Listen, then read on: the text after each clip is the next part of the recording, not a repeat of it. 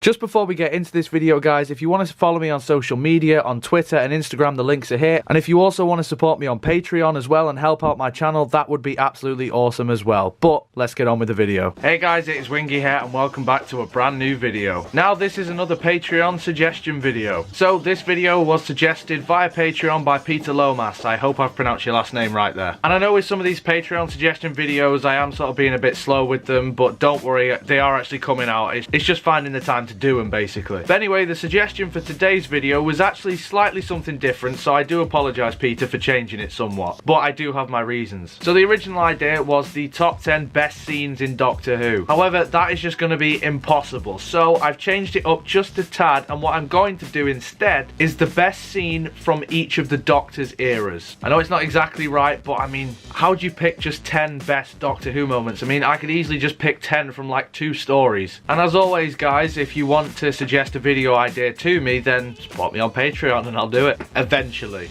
I am rubbish with this, so I do apologise, but I do get round to it. Anyway, yes, best scenes from each of the Doctors. Let's get into it.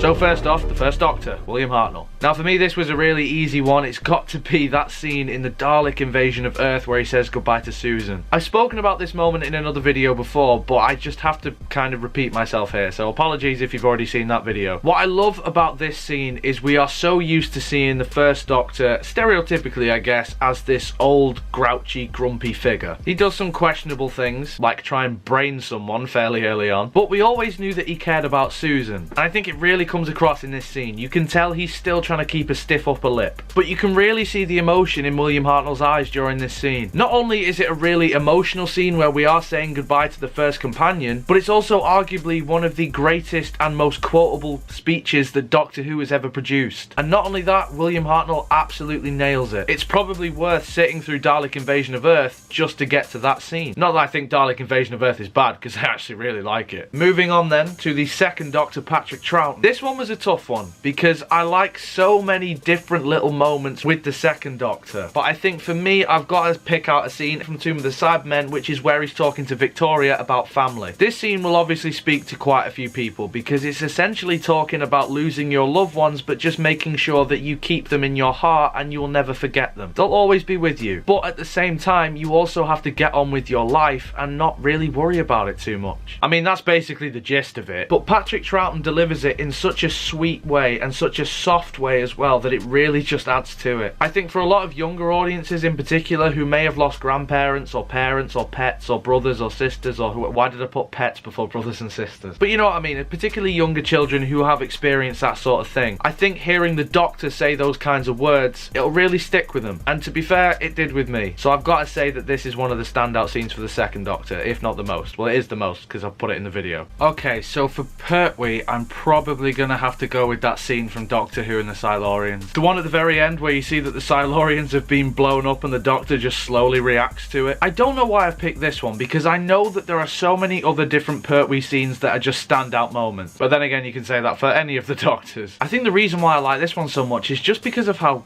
calm it is. And I think that especially is perfect for the Doctor because you can tell that on the inside he's absolutely raging, but in his words he's just saying that's murder. You know, the Doctor truly believed that there could be peace between the Silurians and the humans, but just didn't happen. I think the Doctor's relationship with UNIT, in particular the Brigadier, really grows from this point as well. So yeah, whilst not like the most standout third Doctor moment, it's probably one of my favourites just because of how, you know, calm and collected it is, but you can tell the Doctor's going through some shit. Now for the fourth Doctor, and oh, this is a hard one. You see, because Tom is my favourite Doctor, and not only that, he has the most material there to work with. So just picking one moment is incredibly hard, but I'm going to have to go with the scene in Genesis of the Daleks where it's just him and Davros talking about releasing a virus. I've said in other videos before that a scene between any of the Doctors and Davros is usually a standout moment, and this is no exception. action. You really get the true scale of Davros's madness in this scene. And I think Tom, being the Doctor that he is, that is so eccentric and so off the wall, that when you play him off against a character that is so straight and so serious, it just works perfectly. Everything from the music to the dialogue, everything just builds up in this conversation so perfectly. I think whilst it's definitely a great moment for Tom's Doctor and he acts it really well, but I've got to say Davros steals this scene. I think it was this scene alone that cemented Davros's place as one of the greatest creations out of Doctor Who. He truly is Space Hitler. And even though this was a difficult choice to make, when I was thinking of Fourth Doctor scenes, this one was always playing in my head, so I had to say this one. Moving into the 80s with the Fifth Doctor. Again, this was an easy choice because it's got to be the end of part 3 of Caves of Androzani. I've mentioned it in so many videos now, but I have to say it again. This is the perfect demonstration of how heroic the Doctor truly is. He's willing to literally crash a spaceship into a planet just to save his friend from dying. He's so determined to make sure that she lives. I love how subtle this scene is as well, because it starts off with the Doctor holding back his regeneration. It's such a small and subtle detail that I think you might miss the first maybe 1-2 times of watching. You know, you see the little wisps and strands in front of the Doctor's face and he's all there like,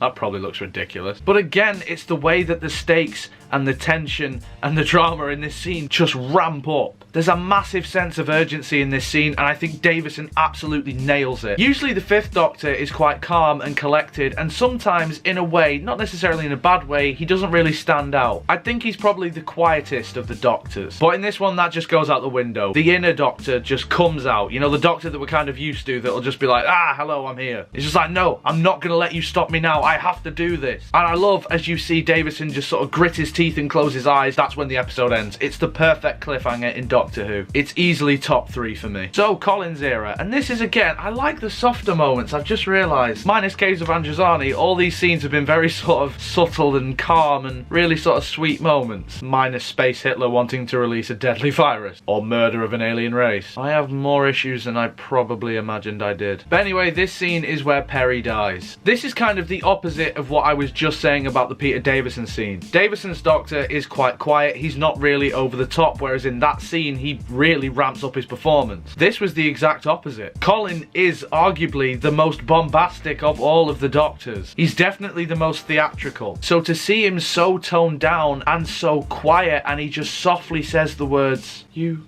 killed Perry." It's something that you don't tend to see from the Sixth Doctor. It doesn't matter how much you actually care about Perry, what matters is how much the Doctor clearly cares about Perry. It's such a moment of growth as well between their relationship, because obviously when they started off, it wasn't the best to start. But in that one scene, it shows you how much the Doctor did actually care about Perry. In just 3 simple words, you feel totally and utterly heartbroken for the Doctor. It's such a short and simple scene, but it's so effective at the same time, and Colin just plays it beautifully. So with the Seventh Doctor, this was a fairly straightforward and easy one as well. The scene in Remembrance of the Daleks where he convinces the Supreme Dalek to self-destruct. This is probably one of the more underrated scenes from Remembrance of the Daleks. Now the Seventh Doctor, without doubt, is the most manipulative out of all of the Doctors. But I mean, he's already blown up Skaro, he's already tricked Davros and the other Daleks, and now there's this one Dalek whose home planet has just gone, and the Seventh Doctor pretty much just manipulates this Dalek into self-destructing. It really shows you how much of a bastard the Doctor can actually be sometimes. And I think in the Seventh Doctor's era, I mean, particularly later on after this story, I love how we explore his character and how he isn't necessarily all good. He does kind of become an anti-hero at some points. This for me was kind of one of the first moments where I properly noticed that. I know you could just say, well, hang on, he's just blown up an entire planet. Didn't that really give it away? But I suppose with a planet, it's a whole thing. You just see it as an object. But with one creature, even if it is a Dalek, it's a lot more personal. And honestly, I think blowing up a planet isn't as dark as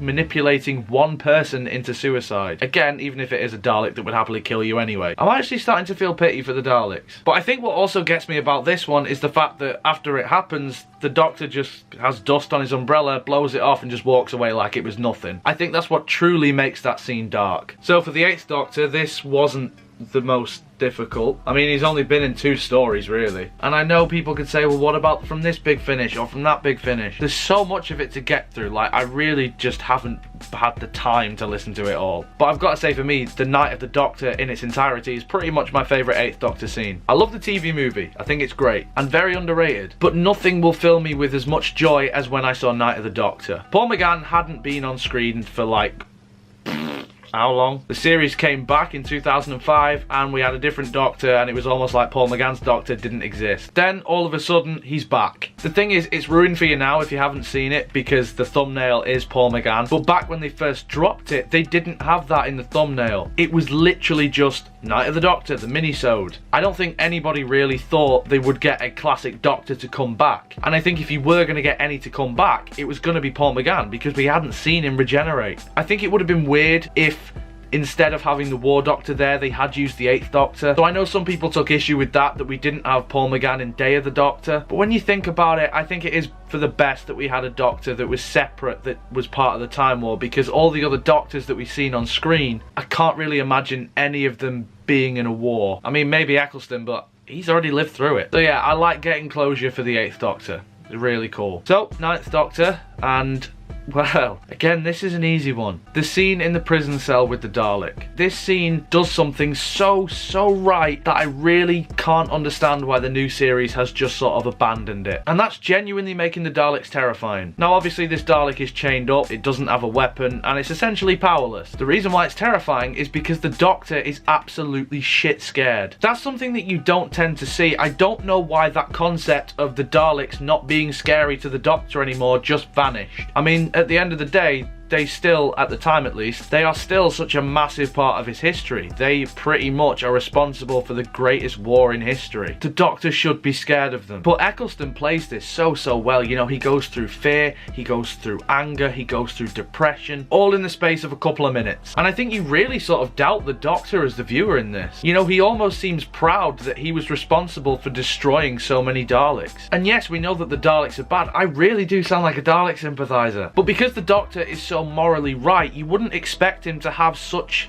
I guess, glee. He does seem so proud of the fact that he watched it happen and he made it happen. I know what the Daleks put him through, but it is just weird seeing the Doctor with that attitude, regardless of who it is that he's talking to. It's definitely one of the standout moments of Who in general. Now, for the 10th Doctor, David Tennant, I'm gonna have to go with the last 20 minutes of The End of Time. I think it's so beautiful that they draw out this, I can't even make this joke longer than I already have. Yeah, is it bollocks that? But I'm actually going to go for Forest of the Dead, where he saves River. Tennant is definitely the most anxiety-ridden Doctor that we've had, and he's clearly all throughout his era just thinking, oh, you know, nothing goes right for me. So for once, it was nice that something actually did. You know, he thought about it and he was like, I wouldn't just let her die. And he genuinely seems so happy that he actually managed to save someone. At the end of the day, he doesn't really know River, but he knows what she is going to mean to him. So he genuinely seems so happy that now he can actually meet her and have all these good times with her, knowing that he actually did save her in the end. It's a shame about what actually happened with River in the future, because I really think she got so irritating. But I think this was a perfect start, and I think it was really cool how they shot this scene and everything, where he just jumps into the tube of light, which was very Harry Potter-ish, but still enjoyable. So the penultimate Doctor that I'm going to be talking about is the 11th Doctor, Matt Smith. Now this again was a tough one, and I think I'm gonna have to go with his regeneration. Shit, that sounds quite harsh, but I don't mean it like that. I don't mean he left so I was happy. No, I really love Matt's regeneration. You see, the thing is with the 11th Doctor, whilst he is definitely an old man in a young man's body, the 11th Doctor is still very childish, and he's very immature. I think to a certain point they did take it too far, but I still think it fits for the character. But what I love about Matt's regeneration is the fact that you get a real sense of maturity from the Doctor now that he has to change. It's almost like he knew he was going towards an older Doctor. You know, when Matt left, I expected him to just sort of joke about it and just be sort of jovial. But in fact, some of the things that he's saying in his final scene is just so brilliant. I think a lot of it was written purely because of how Tennant's regeneration was handled. But it feels like a death, so I may as well be dead. Or whatever the fuck he said. But with this, it was like, well, time has changed and so must I. But I'll always remember when the Doctor was me. Not, I'm dead. I need to stop doing that. But no, Matt Smith plays it really well, and I think probably the best acting that he ever did in Doctor Who. and he had some bloody good scenes, but that one always stands out to me. And then finally, the 12th Doctor, Peter Capaldi. All of Hellbent, absolutely all of it. It's the best episode ever, I love it. I'm actually angry with myself for even just joking that. That's what have I become. I think for me, I've got to say all of Heaven Sent. I know that's a bit of a cop-out answer. That is honestly one of the best portrayals that we have got of the Doctor on screen. It's so hard to carry something like that by yourself for 45 minutes. And whilst I think Heaven Sent is a brilliant episode, it isn't without its flaws. But regardless of that, Capaldi really sells it. Essentially, he's alone in a castle, and yet somehow he makes this so engaging, so interesting, so emotional and heartfelt. I don't think too many of the other Doctors could have pulled off that episode. It really was a testament to Capaldi's acting ability. I just wish that with Capaldi's era, we would have got more sort of stripped back episodes like that one. It might be a cop-out answer, just saying an entire episode, but I just couldn't help it. It's just too good. Even if some of the logic is a bit skew-whiff, you know, like punching a wall made of 400 times the strength of diamond. Just use your shovel, mate. But anyway,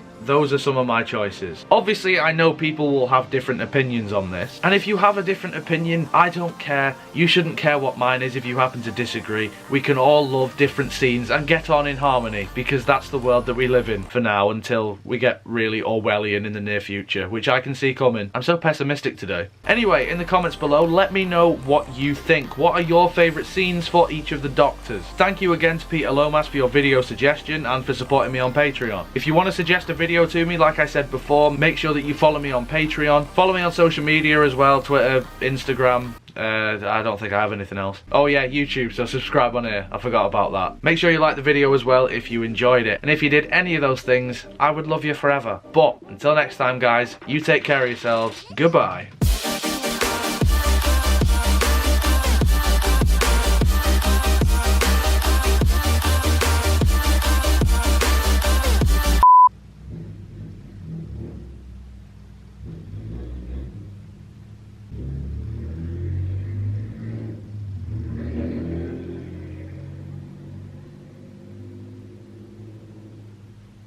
What are they driving?